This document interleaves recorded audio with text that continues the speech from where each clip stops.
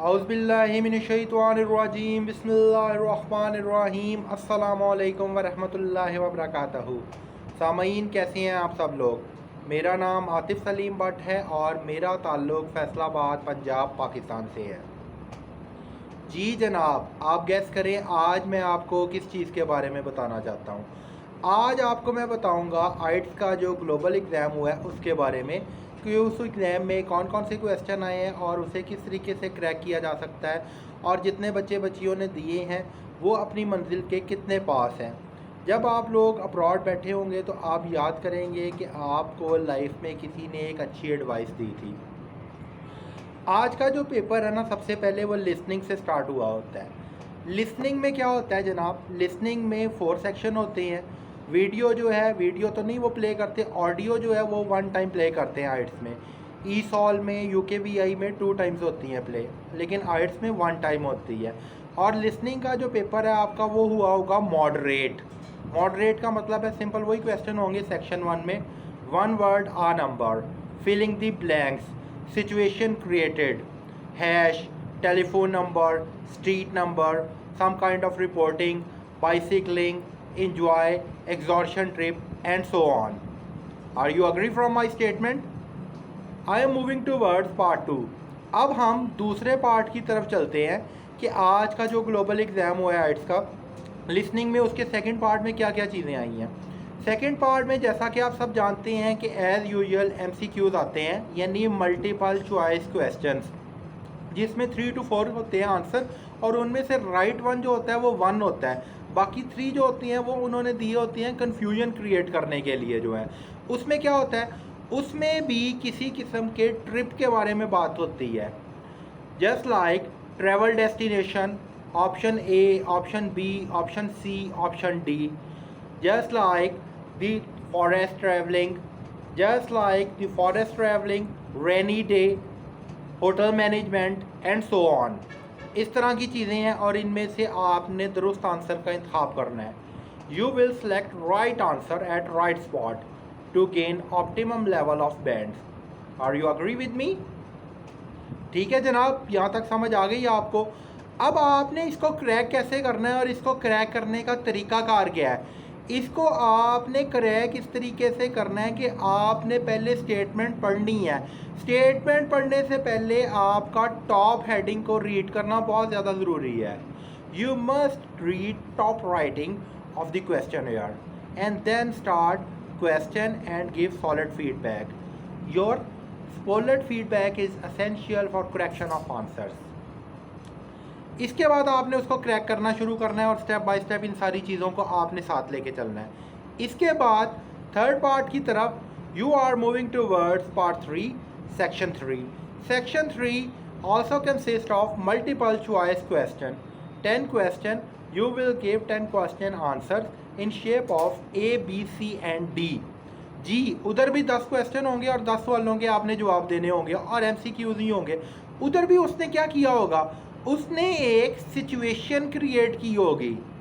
Just like birthday party, marriage ceremony, Munich trip, Berlin trip, conference and so on. इनमें से कोई भी चीज़ हो सकती है, यानी वो इनमें से किसी भी चीज़ की इमेजिनेशन लेके क्वेश्चन एयर बना के आपको दे सकता है जिसका आपने आंसर देना है।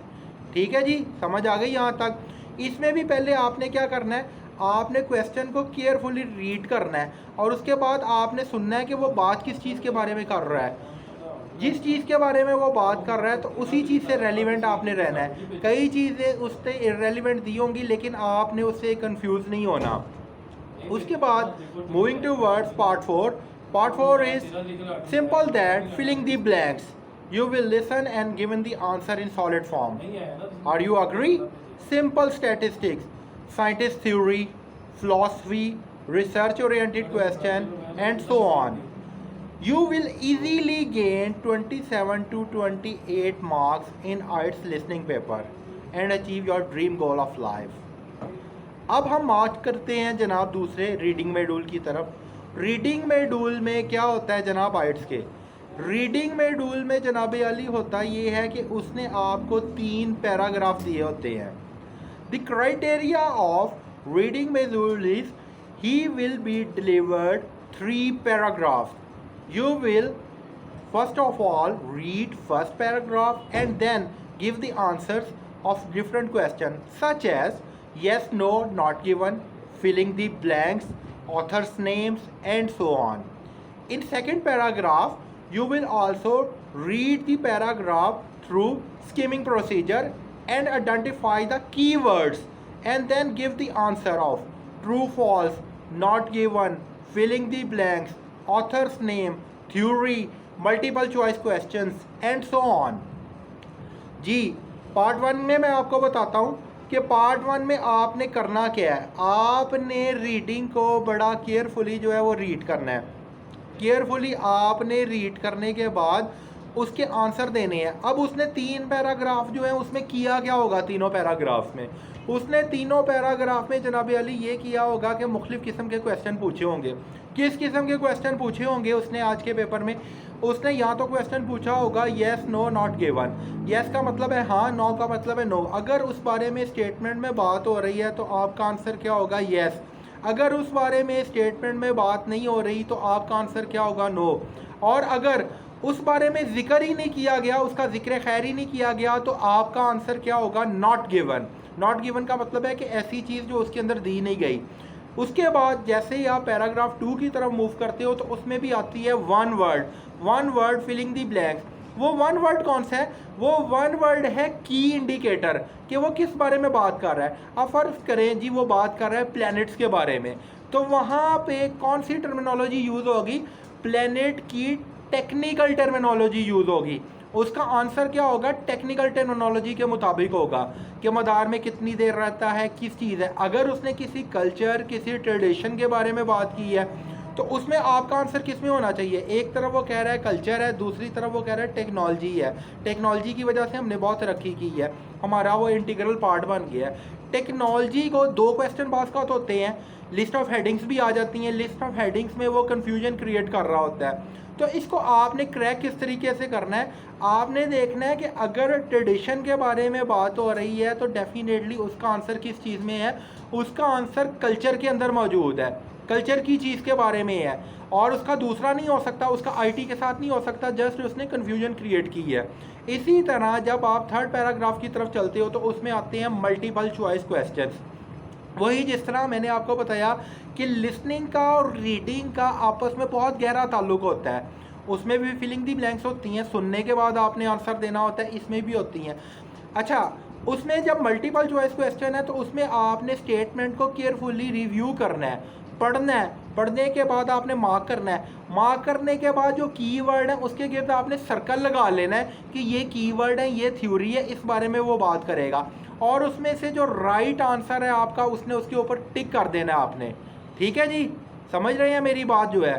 तो रीडिंग का भी जो है वो क्या है, मॉडरेट का मतलब है नॉर्मल आया आज का पेपर जो है, कोई कॉम्प्लिकेशन नहीं आई। इसके बाद हम थर्ड मॉड्यूल की तरफ चलते हैं, राइटिंग में जैसा कि आप सब जानते हैं कि जनरल ट्रेनिंग में क्या होता है, जनरल ट्रेनिंग का जो पेपर होता है ना आइट्स का, उसमें आपने ऐसे राइटिंग लिखनी होती है 6 बैंड की, और उसके बाद आपने रिपोर्टिंग करनी होती है ग्राफ्स के मुतालिक। ग्राफ में क्या आता है, पॉपुलेशन के बारे में वो आपसे क्वेश्चन करता है, अदर एक्टिविटीज़ के बारे में आपसे क्वेश्चन करता है। अगर नहीं करता तो वो आपसे कहता है कि किसी सेलिब्रिटी के बारे में आप लेटर जो है वो राइट डाउन करें। एकेडमिक जो है उसमें क्या आता है, उसमें ग्राफिक्स आते हैं, और जो जनरल ट्रेनिंग का पेपर है उसमें आती हैं कि जी आप उसके बारे में इलेबोरेट करें लेटर की शेप में जो है। अच्छा, अब होता ये है हमारी सोसाइटी में हम लोग करते क्या हैं, हम पार्ट 2 सॉल्व कर लेते हैं। हर जगह हर एकेडमी पार्ट 2 की प्रैक्टिस कराई जाती है, लेकिन पार्ट 1 की प्रैक्टिस नहीं करवाई जाती। पार्ट 2 में आप 6 बैंड ले सकते हो, पार्ट 1 में भी आप 3 बैंड ले सकते हो। मिसाल देता हूँ आपको एक छोटी सी, कि अगर आपके पार्ट 1 में ही 3 बैंड आ जाते हैं, पार्ट 2 में भी आपके 3 बैंड आ जाते हैं, तो टोटल बैंड आपका कितना हो गया, 6। यानी आपने अपना गोल अचीव कर लिया। अच्छा, जब आप ऐसे राइटिंग की तरफ जाते हो तो आपने करना क्या है, 4 bodies concept, initial structure, middle, supporting sentences and conclusion, यानी नतीजा निकालना है। पहले आपने उसका स्टार्ट लेना है। जब आपने स्टार्ट लेना है, start will be very strong. क्यों स्टार्ट क्यों स्ट्रॉन्ग होना चाहिए? ताकि एक इंप्रेशन बिल्ड हो। must avoid any kind of grammatical mistake. Create connector and fillers in your writing module. तो मुझे मेरे कुछ स्टूडेंट्स की कॉल आई है ऑस्ट्रेलिया से, कनाडा से, यूएसए से और अदर कंट्री से। तो उन्होंने भी यही गाइड किया कि पेपर बहुत इजी था और पेपर का लेवल जो था वो बहुत ज़्यादा मॉडरेट था और अल्हम्दुलिल्लाह उन सब का बहुत अच्छा पेपर हो गया। अच्छा, इन सारी चीज़ों में ना जब आपने जाना है ना सेंटर, तो आपने मेरा बेटा एक चीज़ का ख्याल रखना है, आप सब ने पॉजिटिव फ्रेम ऑफ माइंड के साथ जाना है। आपने सारी चीज़ों को, नेगेटिविटी को निकाल के जाना है। आपका अपने अंदर इतना कॉन्फिडेंस होना चाहिए कि आप कह सको आई कैन डू इट, यानी मैं इस चीज़ को कर सकता हूँ। वर्सटैलिटी लेके आनी है आपने अपने अंदर, अपने आप को आपने कामयाबी की तरफ लेके जाना है। और आज और जब कभी आइट्स में आपका कोई भी पेपर हो ना, आपने पेपर से 3-4 घंटे पहले, 3 to 4 आवर पहले आपने किसी किस्म की लिसनिंग की कोई प्रैक्टिस नहीं करनी, रीडिंग की कोई प्रैक्टिस नहीं करनी। क्यों? जब आप करोगे तो आपके माइंड के ऊपर एक बर्डन क्रिएट होगा, हेक्टिक हो जाओगे और जब रियल एग्ज़ाम में जाओगे तो आप परफॉर्म नहीं कर सकोगे। तो उम्मीद है कि आपको मेरी आज की वीडियो बहुत ज़्यादा पसंद आई होगी। मेरे चैनल को सब्सक्राइब करना मत भूलिएगा। अपने मेज़बान आतिफ सलीम भट्ट को अगले प्रोग्राम तक के लिए इजाज़त दीजिएगा। अल्लाह निगहबान।